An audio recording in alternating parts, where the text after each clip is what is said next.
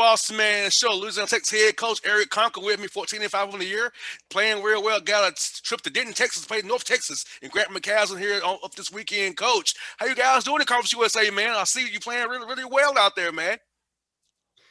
Well, we've hit a good stretch here, and Conference USA is a real beast. There's a lot of really good teams in there, and we've got a good games coming up with North Texas. But happy with the way we've progressed. We've got a lot of upperclassmen on our team, guys that have experienced a lot here at Louisiana Tech, but have been put into elevated roles this year and have got into a little bit of a rhythm. And so hopefully we can just keep finding ways to get better and play well. And Coach, having a veteran team is very key because you guys were gone for so long after the pandemic hit us, and having guys who know your system had to help you when you're putting stuff in and getting ready for this year, knowing you don't know what's going to happen from day to day with COVID testing and canceling games. So having veterans, how key was that for you this year, Coach, knowing that you guys had that backbone on guys don't watch the system already? We won't really put nothing in new here. I think it's so important every year, but certainly in this year, guys knowing what to expect, having that type of trust and that relationship with each other and the coaching staff. We've had 9 returners from last year's team. And, just going through everything that we've had to go through to be safe, to be able to play, to be able to just function as a college basketball team, and for them to function as college students. Having that type of experience in our campus, I think, has been really important. And Coach, having young men go from on campus to virtual, I know I would suck at that, Coach. I need to be in person. So how is it for your academic advisors and your assistant coaches to help your young men get through that, navigate the virtual world and keep their grades up and make sure everything academically was still where it needs to be? Because, that's the main thing to hear, to get education for you guys as well. Yeah, absolutely. Graduation is absolutely expectation here. And pursuing excellence in the classroom is really important. And last spring, when our conference tournament was canceled, and we spent just a few days back on campus before guys going into their homes and separating, class going virtually was an adjustment. And we just really tried to help them as best we could to stay organized. It was new for the university, obviously, to be trying to navigate all that. We have a little bit of a mixture now with some classes online, some that are very limited in person with small classes. So it's a little bit of everything. And we're just trying to, again, help our guys with great information and of what it is that they need to do, still have tutors for everybody, all that type of stuff. So our guys have done a nice job, though, of staying on top of everything. Now, Coach, having your guys away from you, man, for March for a good long while there, how was trying to stay connected? I feel like that's so key of a team. When things are going negative around you with a pandemic, being connected is very key. So how did you guys go about being connected while you was away from one another all summer long there?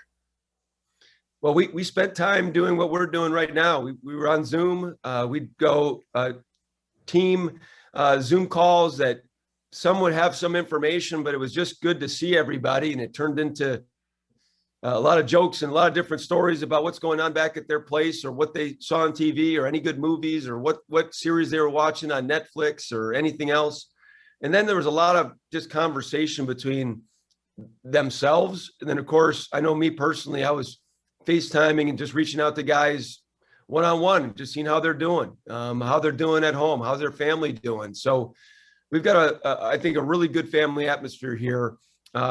Appreciate our guys very, very much for all their dedication, sacrifice, and just more than anything, just appreciate them as people. And I know once you got those guys back, Coach, they probably just chomping at the bit to get on that court again. So how was trying to keep those young men from going too hard, too fast? Because I know them guys was like caged animals, man. I want to get on this court again, Coach, and ball, man. How was it trying to keep those guys, kill them? Hey, we got to do a step-by-step process, take it slow, and not go too crazy too soon. Well, it felt like Christmas came early back in July when we got everybody back. We finished our season in March. We were gearing up to play in the conference tournament. Our game got canceled the morning of, and then it was several months until July. We had 4 newcomers to come along with 9 returners. And it was just great to get back out there. We did take a little bit of a slow roll just to make sure nobody did anything too quick, too soon. We had to get back in shape, but it was just great to have everybody back together.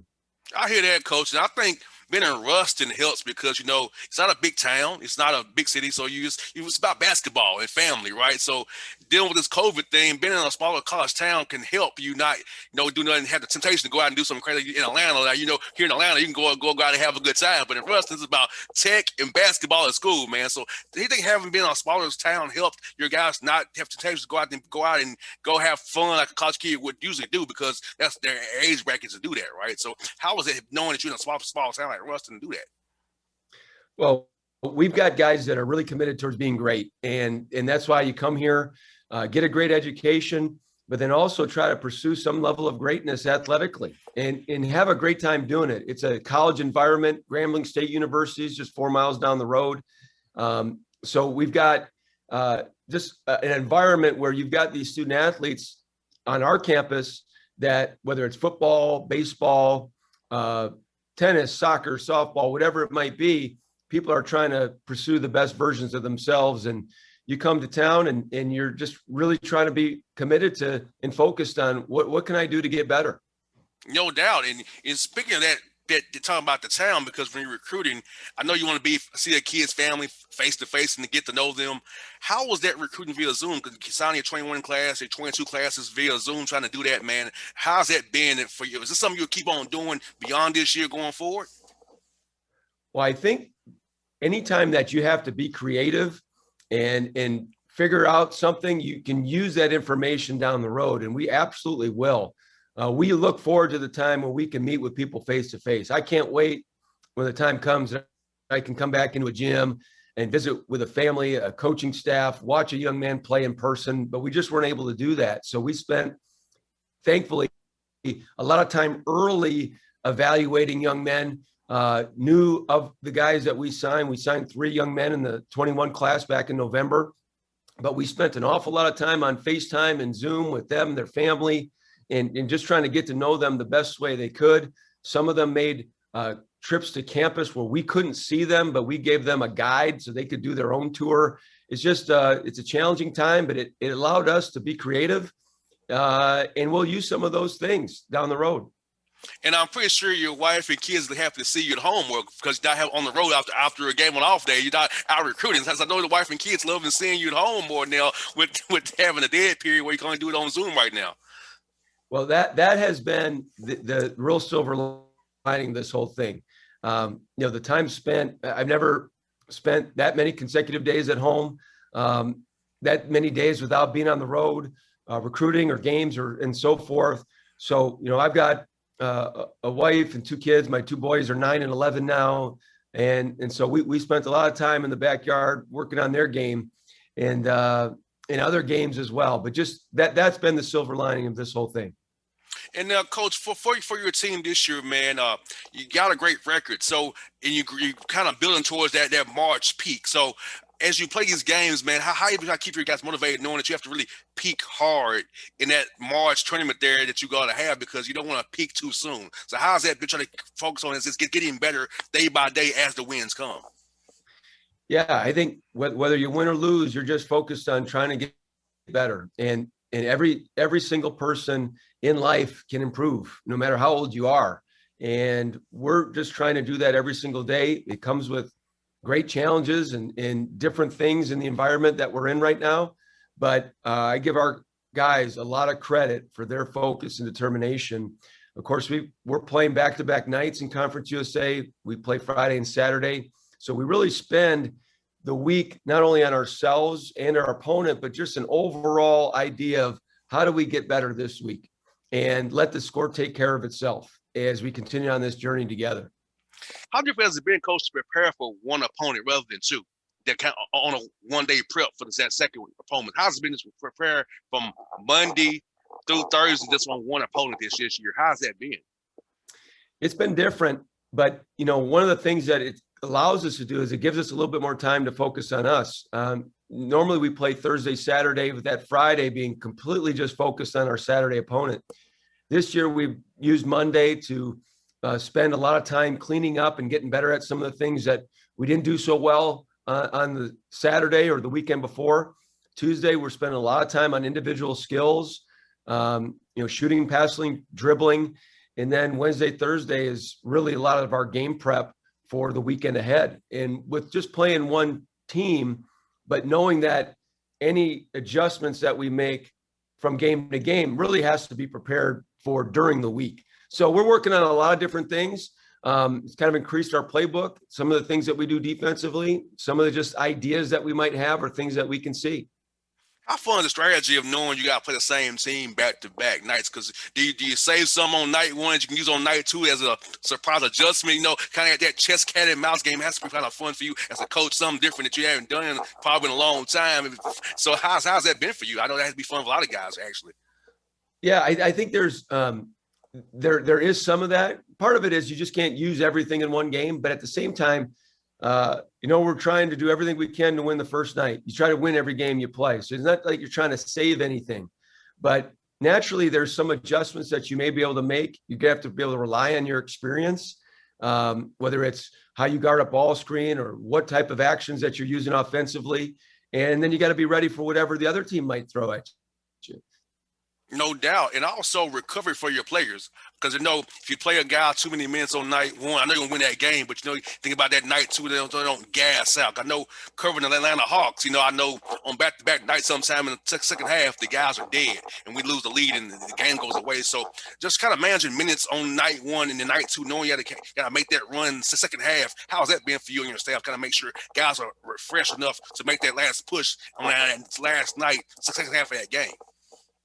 Yeah, and there's really a couple things that we've tried to do, and for us, it's managing the workload for the entire week, and taking a look at almost like a pitcher of water. There's only so much that we can do the entire week, and how do we formulate that so that we're at our best on Friday and Saturday? And then on top of that, we're trying to play with a deep roster. We're playing 9 and 10 guys most nights, some more minutes than others, but we're trying to manage that the best we can. Of course, trying to win the game the first night, but if we can do it in a way where you're getting contributions from a number of guys, I think depth is always important, but especially on back-to-back nights. And Coach, I'm looking at your standings in your conference, man. It's a tough out, every night who you're playing. From top to bottom in your league, man. Tell us about just how tough his coach is. He's great. Coaches like Rick Stansberry, Andy Kennedy's in the league now as well. Grant McCaslin, Rodney Terry, all these guys that Nick McDevitt in Middle Tennessee, just tough guys every night. Jay Ladner. So let's talk about how deep your league is for coach-wise and talent-wise. Every night has a battle, whoever you go up against. Yeah, Conference USA is a great league, and you play in some terrific basketball environments. Of course, it's a little different this year, but these are basketball-rich, tradition-rich programs, and we're spread out around the country.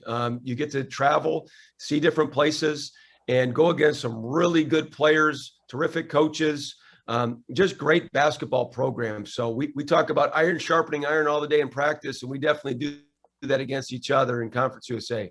That's one for you, Coach. This is what I want to ask you, man. You kind of mentioned it.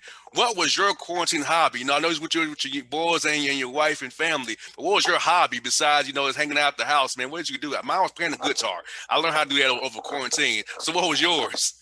That's great. Well, I tell you what, I tackled some of the to-do lists that I've had over the years that I haven't gotten to. I did a couple of things. I'm dangerous enough with a hammer that I can make some things good, some things not so good. But I actually spent a lot of time getting in shape. We got a Peloton over quarantine and dove into that. Many of our guys on staff had it. We rode against each other, friends from different places. Just tried to connect with people as much as possible. So I did my best to get in good shape. Oh, yeah. Hey, Coach, it's very important. When you're at home, man, get to eating, having that good Louisiana food, man, I tell you, you can catch up with you real fast, man. Well, you're right about that. This place right here, because I was also trying to get takeout from all the local restaurants, and I needed to combat it with some bike riding and something. Yes. Oh, yes, Coach. I know what you mean, man. I'm with you there, buddy. Hey, Coach Konkol, thank you for your time. We'll talk to you again, buddy. We got to do this again real soon, man. Best of luck to you guys against Grant McCaslin in North Texas this week, man. Well, thanks so much for having me. It's always good to be with you. Anytime, Coach. Be good. See you soon, man. Take care now. All right, bye now.